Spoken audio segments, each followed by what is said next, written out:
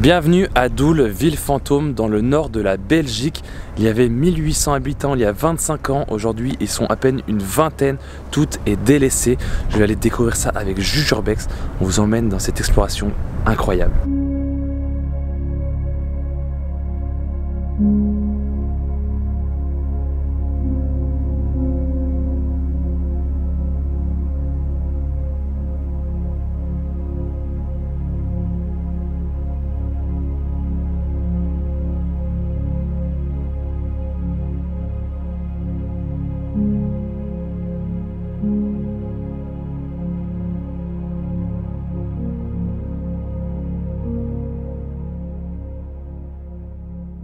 On commence à arriver dans la partie habitation. Loin, il y a vraiment toutes les maisons de ville. Vous allez voir, il y a les rues où tous les bâtiments sont collés. Là, on a encore quelques petites maisons. On commence avec celle-ci qui est derrière moi.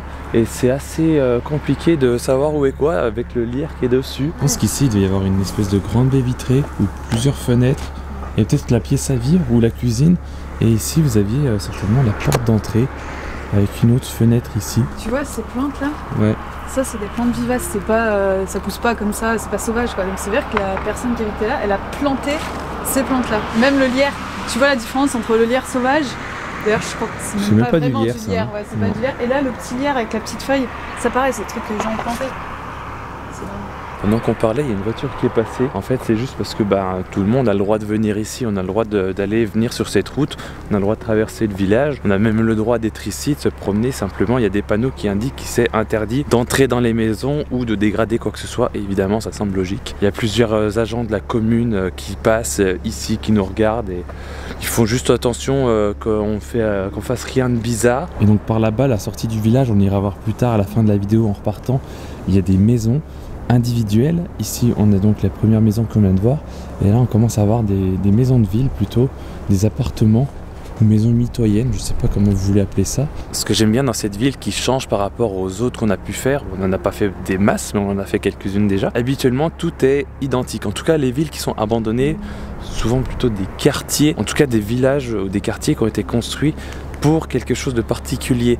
On a fait pour du militaire, on a fait pour du minier, on a fait un quartier dans une ville aux États-Unis qui était vraiment, toutes les maisons étales pareilles. Et donc en fait, vu que c'est construit pour que ce soit construit rapidement et à moindre coût, tout est identique. Donc toutes les maisons, tous les bâtiments sont identiques. Et là on est vraiment dans un village, donc il y a vraiment une grande variété. Évidemment tout est en briques puisqu'on est en Belgique, mais il y a vraiment une variété, on n'est pas sur toutes les mêmes maisons. C'est ça qui est assez sympa dans cette ville, enfin en tout cas dans ce village, parce que cette ville, non c'est pas une ville. Là on a une maison, même si on voulait y aller, je suis même pas sûr qu'on réussirait, tellement c'est recouvert de végétation. C'est hyper impressionnant. Est-ce qu'on la verrait pas mieux d'ici? Ouais, si on l'aperçoit là, toujours très recouvert de végétation. Autant il y a des endroits dans le village qui sont bien entretenus, évidemment il y a toujours quelques habitants donc ils entretiennent un minimum. Vous allez voir, il y a un endroit, c'est vraiment bluffant, il y a un parc pour enfants qui est tout neuf, ça fait un gros contraste. Et il y a des endroits, c'est vraiment comme ça, recouvert de végétation. La particularité de cette ville fantôme, c'est que presque toutes les façades sont recouvertes de tags, de graffitis, comme là il y a une crevette avec un os au milieu. Ici il y a des tags absolument partout, pareil dans le centre-ville, tous les murs sont tagués. C'est assez impressionnant de voir ça. Là il y a une petite maison très charmante devant moi, assez petite en largeur, mais je pense qu'elle est suffisamment grande sur 2 niveaux. Quand je vous dis que c'est assez varié ici, les maisons sont assez variées. On a une maison très classique ici, et là à côté ça se fait beaucoup plus maison, j'allais dire architecte, pas du tout. En tout cas maison beaucoup plus grosse, en L, sur 3 niveaux. Et encore une fois, il y a tellement de végétation devant cette maison que je sais même pas où est censé être le portail. Je pense qu'il est là, une petite fleur de lys dessus. Le portail était là, mais quand on le regarde de loin, aucune idée de le portail. Je sais pas si ici c'était une station essence ou autre. Ça a l'air d'être ça a priori. Hein. On avait les emplacements pour les pompes. Là. C'est assez marrant parce que mis à part la brique qui est vraiment typique de l'Angleterre, de Belgique, tout ça, on se croirait presque aux États-Unis. C'est vraiment une architecture des États-Unis. Quand je dis architecture, je parle pas de la brique, hein, je parle vraiment de de comment est faite la ville. On a vraiment une grande ligne droite qui arrive dans le village. Et puis vous avez ici donc la station essence avec ce genre de bâtiment qu'on pourrait vraiment retrouver dans les petits villages américains. Et même avec la brique en fait ça choque pas vraiment, on se croirait presque dans un petit village au milieu des États-Unis perdu. Bon après quand on arrive plutôt vers le centre village c'est vrai que ça se perd complètement. Mais là le petit bâtiment là me fait vraiment penser à ce qu'on pourrait retrouver typiquement au Texas ou au Nouveau-Mexique par exemple. D'ailleurs partout en Belgique vous avez des villages où on se croirait presque aux États-Unis, c'est-à-dire vraiment vous avez les maisons, vous avez un petit carré d'herbe devant, pas du tout de grillage, rien du tout, vous êtes direct dans la rue après, les gens se garent devant, c'est fait vraiment comme aux États-Unis. Donc ici on a une grande maison avec une architecture qui tranche vraiment avec ce qu'on a vu auparavant, avec des barbelés qui tranchent aussi également je pense. Ils ont vraiment pas envie qu'on vienne voir chez eux.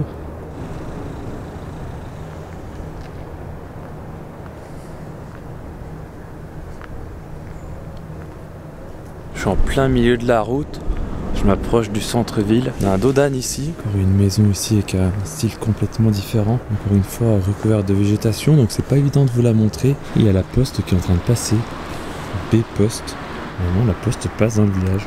Et oui, la poste passe ici puisqu'il y a encore une vingtaine d'habitants ici à Doul. En tout cas en 2015 il y avait encore une vingtaine d'habitants. Aujourd'hui en 2025 je sais pas combien ils sont, certainement un peu moins, mais ils sont toujours là. Je vous raconterai un petit peu plus tard dans la vidéo l'histoire de cette ville fantôme, de ce village fantôme, pourquoi tout le monde a déserté sauf une vingtaine de personnes. C'est assez fou comme histoire quand même, mais un peu triste à la fois. Là j'arrive devant une autre station essence. Une autre station essence ou plutôt un garage, un garagiste avec une pompe à essence devant et garage IL Maes. Beveren, c'est le nom de la commune qui avait fusionné avec Doul. En gros c'est comme en France, vous savez, je crois qu'à partir de 2016 il y avait des communes qui avaient fusionné ensemble et donc Beveren c'est le nom de la commune, la grosse commune où il y a notamment Doul et tous les petits, on va dire les petits patelins aux alentours, voilà. Dans ce village vous avez vu il y a beaucoup de tags mais aussi des collages comme celui-ci. Il y en a un peu partout dans la ville, dans le village. Au début je me demandais si c'était une peinture ou un collage, mais a priori ça serait des collages donc. Il y en a vraiment un peu partout, on va essayer de les trouver. Et là on voit bien les plaques qu'ils ont utilisées pour barricader les maisons.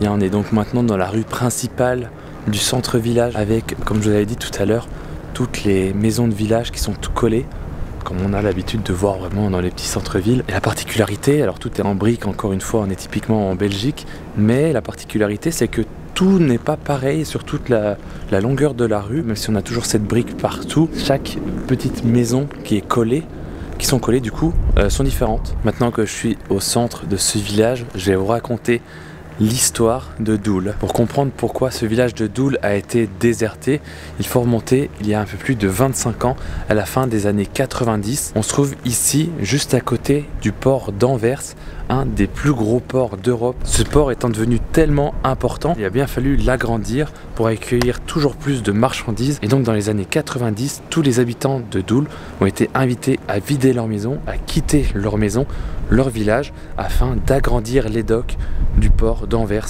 qui se trouve maintenant à quelques centaines de mètres seulement. Et donc si ce village est encore debout dans cet état, c'est parce qu'il y a donc quelques habitants qui ont fait de la résistance, qui n'ont pas voulu quitter leur maison malgré l'offre qu'on leur faisait pour le racheter. Ils n'ont pas voulu quitter leur maison et donc ils sont toujours là.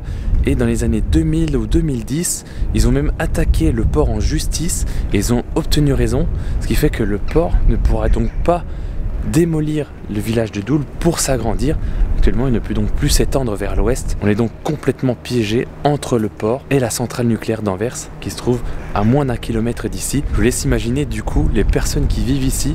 Ils habitent entre les curieux, les urbexeurs, ceux qui viennent faire des graphes, une centrale nucléaire et le port d'Anvers qui est gigantesque. Et pour venir ici, il faut traverser le port d'Anvers. On a mis peut-être 10 minutes à traverser le port. Et donc vous avez des immenses cargos, des porte-conteneurs qui passent au bout de la rue. Vous mettez au croisement, vous voyez les tours de refroidissement de la centrale nucléaire. Vous mettez là, vous voyez les docks. Enfin, c'est vraiment, faut vraiment avoir envie de vivre ici. Et en plus, il fait froid.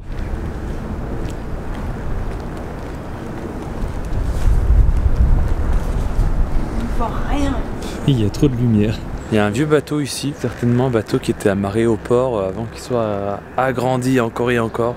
Peut-être il y a 50 ou 100 ans, je sais pas. Il y a des pancartes ici, Ortelius, qui était à voile avant.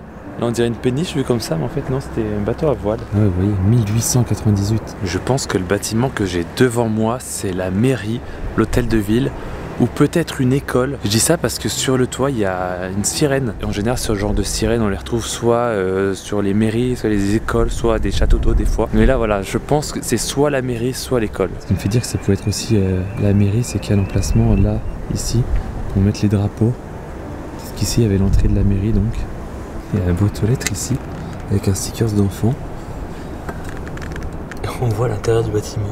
Sans surprise, elle est complètement vide, il n'y a rien à l'intérieur. Par contre, il n'y a pas de tag, ça m'a étonné. Ah, midi, c'est l'heure de manger. Sous la cantine d'ailleurs, il n'y a pas de resto dans cette ville? Il y avait forcément un petit resto, non? Je cherche le resto, est-ce que vous savez où il est? Non, il n'y en a pas ici. Ah bon, Il n'y en a jamais eu. Il n'y en a jamais eu? Si, il y en a eu. Il y avait un bar, il me semble. Je sais pas où il est. Je sais pas non plus. Ici, visiblement, il devait y avoir une maison, une habitation. On voit encore la cheminée là. Ah, ils en ont écoulé des maisons. Ouais, regarde, ça c'est ici. Ah, bah, c'est là. ce que j'étais en train de me dire. Ah oui, c'est là. Oui.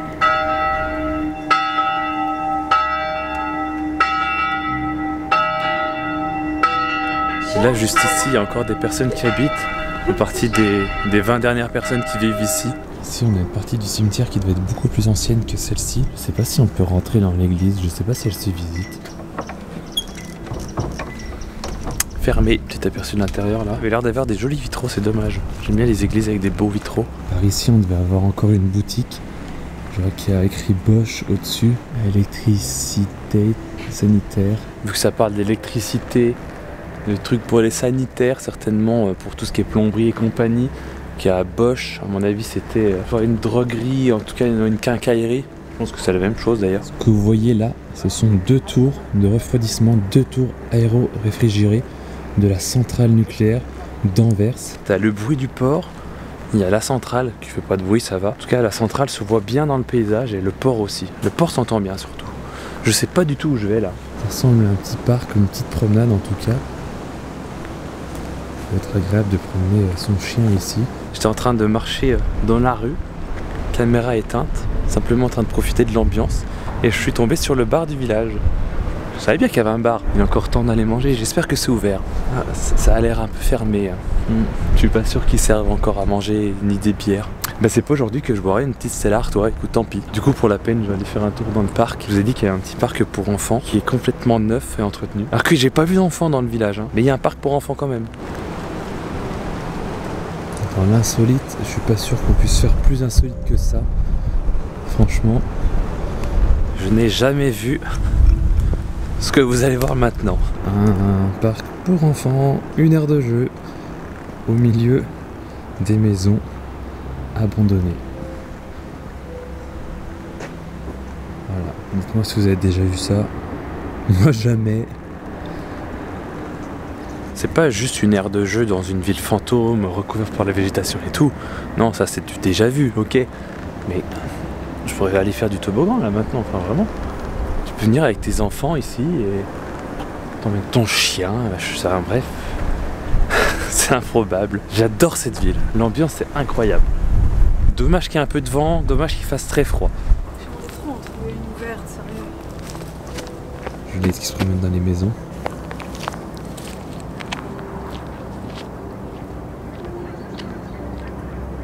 Avant de repartir, on est sur la grande route principale qui mène au village. Il y a plusieurs grosses maisons comme celle-ci. Juliette les appelle les villas parce qu'elles sont vraiment grosses. C'est pas des maisons de ville comme on a vu jusqu'à là. J'allais dire c'est peut-être les maisons de cadres, mais je crois pas que Doul ce soit une ville industrielle. Donc ça n'a pas été construit pour des employés, pour les cadres et autres. Mais en tout cas, on est plus sur des maisons un peu plus haut de gamme que simplement les petites maisons de ville qu'on a vues tout à l'heure. On en a une autre juste là de maison. On va essayer de s'approcher de toutes, toujours sans rentrer évidemment. Ça avait l'air assez cosy, hein.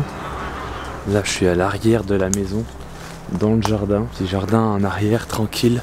Il y a la haie qui nous sépare du voisin. Comme vous voyez, la végétation a entièrement recouvert le terrain et la maison en plus. Et comme partout, on a ces tôles qui recouvrent l'intégralité des entrées. Là-bas, il y a même la cabane de jardin qui est toujours là, elle n'a pas bougé.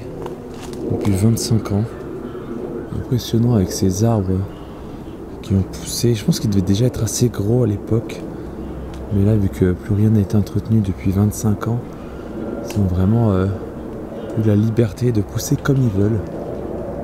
Impressionnant de voir ce grand port d'Anvers en fond avec le bruit continuellement. Par contre, là, c'est habité. Ouais. Pour des raisons évidentes, on va pas faire trop de bruit devant chez eux.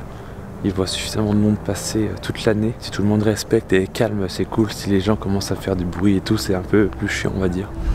Il fait un froid canard. Doigt. Il fait un froid doigt sauvage. Doigt sauvage. Cette maison, c'est la première fois que je vois ça. Ils ont mis les grillages, les panneaux derrière la vitre. C'est-à-dire qu'ils n'ont pas, comme ici, placardé devant la porte. Ils ont vraiment mis le panneau derrière la vitre. Ce qui veut dire que vous avez toujours accès au volet et à la vitre. On voit là, elle est cassée. Et je vois pourquoi ils n'ont pas mis sur la façade, mais ils l'ont mis de l'intérieur. Et juste ici, vous aviez un arrêt de bus. Ce qui veut dire que les bus passaient à Doul. Chose assez insolite, il me semble qu'ils passent toujours ici. Il y a plusieurs endroits sur la route où ils ont mis des dodanes, vu que c'est une grande ligne droite pour pas que les gens aillent à 150. Et là, il y a un panneau dodane, il y a quelqu'un qui met un skater dessus. Je trouve ça assez marrant. Je sais pas ce que c'était cet endroit, peut-être un garage. Il y a l'antenne ici. Ça ressemble à un garage, mais il y a une antenne. Donc je sais pas si c'était une antenne pour tout le village. Ou alors est-ce que c'était peut-être la caserne de police ou de pompiers, commissariat de police plutôt, ou caserne de pompiers. C'est assez difficile de déterminer qu'est-ce qui était quoi. Les commerces, c'est assez simple de voir, autant ici c'est un peu plus compliqué. Ben, je sais pas justement. Est-ce que je vous avais dit qu'il faisait super froid? Il me semble que je vous l'ai dit, ouais. Par contre, ce que je vous ai pas dit, c'est que c'est déjà la fin de cette vidéo. J'espère que la visite vous a plu. Perso, j'ai vraiment adoré. Je sais pas ce que t'en penses, Juliette. Ouais, c'était vraiment cool. En train de faire voler le drone, des plans incroyables pour cette vidéo. Et pour la sienne aussi. N'hésitez pas à mettre un gros like si elle vous a plu, un petit commentaire, à vous abonner, à activer la cloche. Vous êtes bientôt 100 000 abonnés. Ça fait super plaisir. J'espère qu'on les atteindra très vite. On se retrouve très vite pour une nouvelle vidéo Urbex avec Juju Urbex. Salut!